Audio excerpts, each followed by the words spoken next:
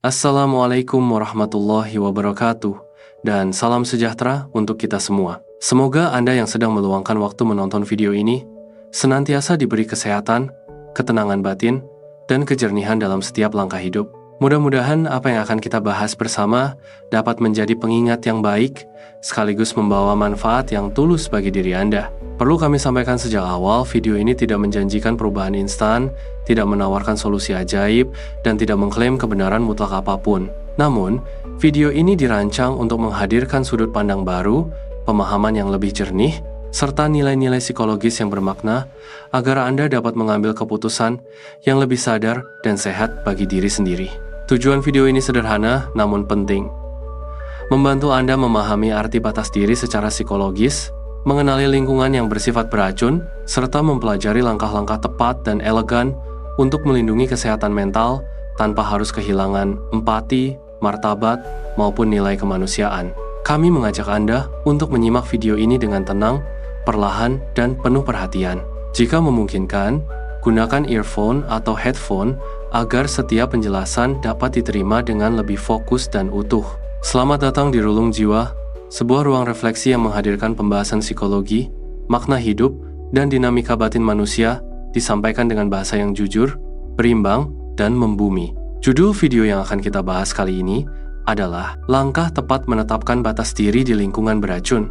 Dalam video ini, kita akan mengulas mengapa lingkungan beracun seringkali tidak disadari, bagaimana dampaknya terhadap kondisi psikologis, serta mengapa banyak orang merasa bersalah ketika mulai menjaga jarak. Kita juga akan membahas bagaimana menetapkan batas diri secara sehat, bukan untuk menyakiti orang lain, melainkan untuk menjaga kewarasan dan keutuhan diri.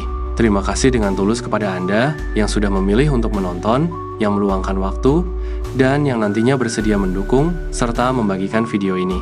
Dukungan Anda, sekecil apapun, adalah bentuk kepedulian yang sangat berarti dan menjadi bagian dari penyebaran nilai-nilai kebaikan. Mungkin di benak sebagian orang akan muncul pertanyaan, ini video apaan?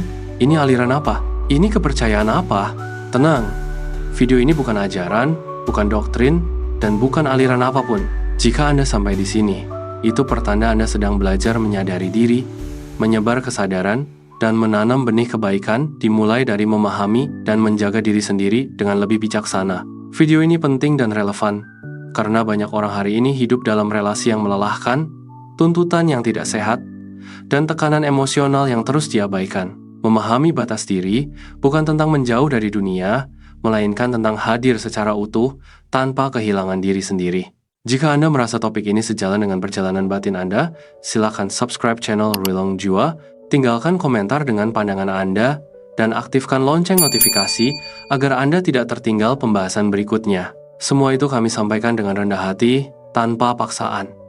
Mari kita bahas semuanya dengan jernih dan berimbang. Saksikan video ini hingga akhir, ambil makna terbaik yang paling relevan bagi hidup Anda, dan semoga setiap bagiannya benar-benar membawa manfaat.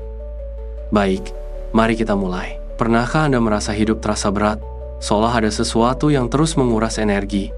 Meskipun Anda tidak sedang menghadapi masalah besar, bukan karena dunia sedang memusuhi Anda, melainkan karena ada pola yang bekerja, pola yang sering kali tidak kita sadari.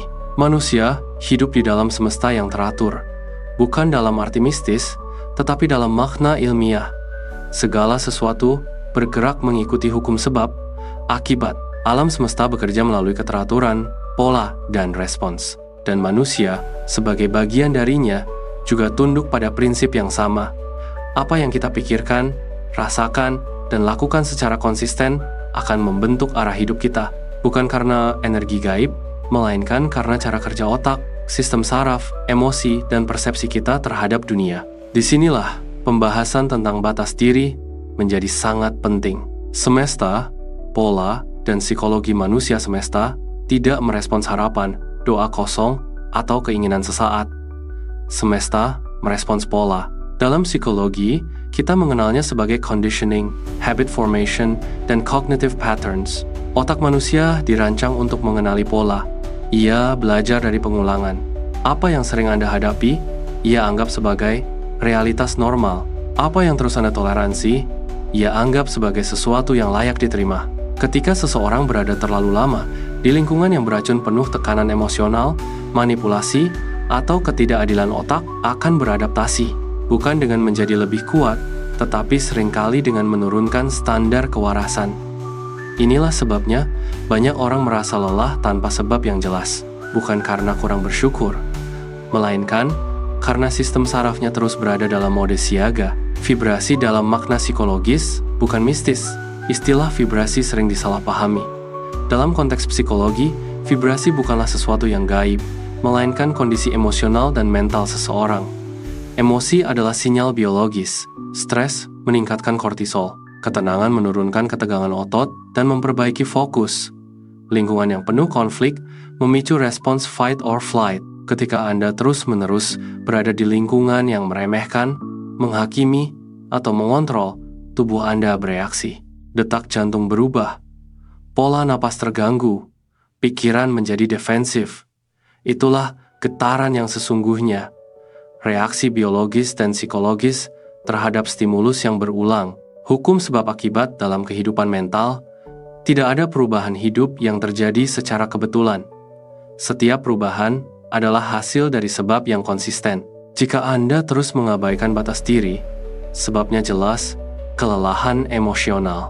Jika Anda terus menenangkan orang lain sambil mengorbankan diri sendiri, akibatnya jelas, kehilangan identitas. Psikologi menyebut ini sebagai self-neglect. Bukan karena Anda lemah, tetapi karena Anda terbiasa. Lingkungan beracun tidak selalu kasar atau berisik. Kadang ia hadir dalam bentuk tuntutan halus, rasa bersalah, atau ekspektasi yang tidak pernah selesai.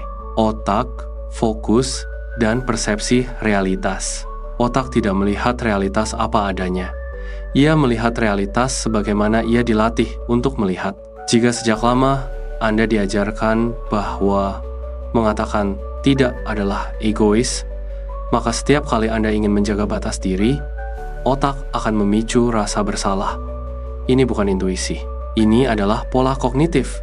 Ketika fokus Anda terus tertuju pada menyenangkan orang lain, persepsi Anda tentang diri sendiri perlahan menyusut. Anda mulai percaya bahwa nilai diri Anda ditentukan oleh seberapa berguna Anda bagi orang lain.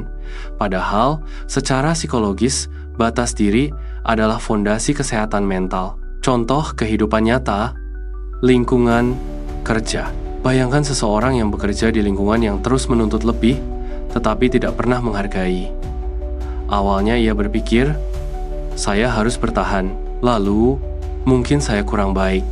Lalu, memang beginilah hidup.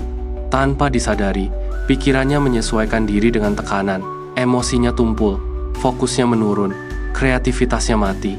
Bukan karena semesta tidak berpihak, tetapi karena ia terus menempatkan dirinya dalam pola yang merusak. Menetapkan batas bukan berarti menyerah. Itu adalah tindakan rasional untuk menghentikan sebab agar akibatnya tidak terus berulang. Perubahan tidak terjadi lewat harapan, tapi tindakan sadar.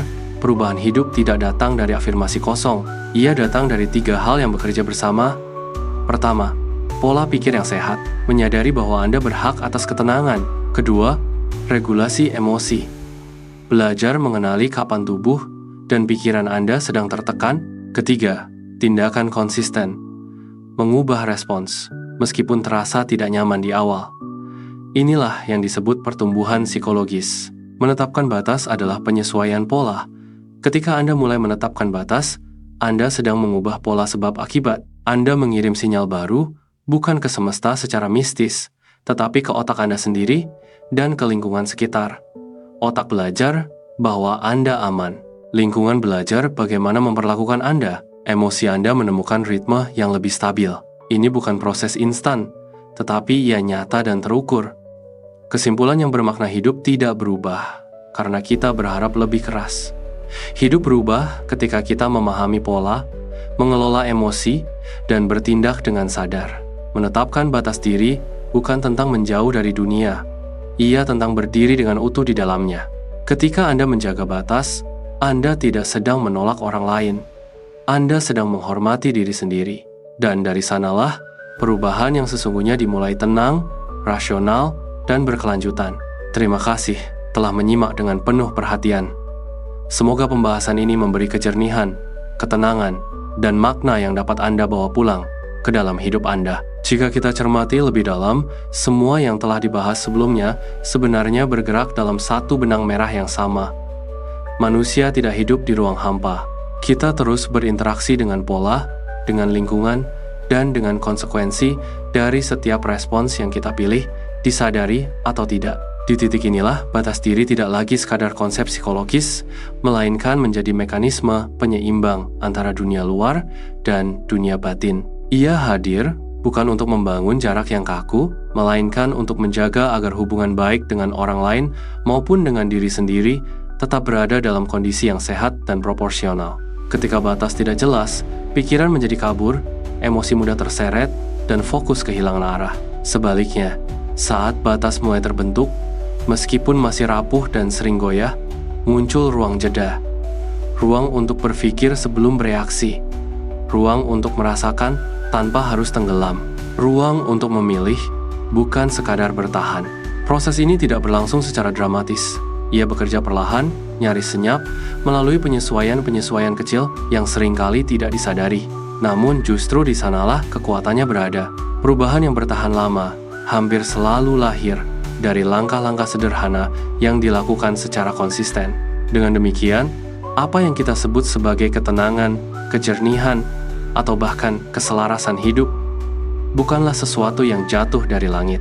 Ia adalah hasil dari kemampuan seseorang memahami batasnya, menghormati sinyal batinnya, dan berani mengubah pola respons yang selama ini melelahkan. Dan dari titik inilah, pembahasan kita bergerak lebih jauh, bukan lagi pada apa yang salah di luar diri, melainkan pada bagaimana kita, sebagai individu yang sadar, mulai mengambil peran aktif dalam membentuk pengalaman hidup yang lebih sehat dan bermakna. Pada akhirnya, memahami batas diri bukan tentang menjadi orang yang berbeda dalam semalam. Ia adalah perjalanan panjang menuju kedewasaan batin, sebuah proses belajar yang tidak selalu nyaman, namun selalu bermakna. Setiap kali Anda mulai menyadari sinyal tubuh, memahami emosi tanpa menghakimi, dan memilih respons yang lebih sehat, disitulah perubahan sesungguhnya terjadi.